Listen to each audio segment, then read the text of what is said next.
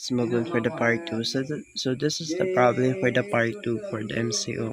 We will identify the best string first and later on the function. So we have here a given universal set which is A to Z, and first we will identify the bit string for vowels, then the bit string for consonant. So in vowels we have E, E, O, O.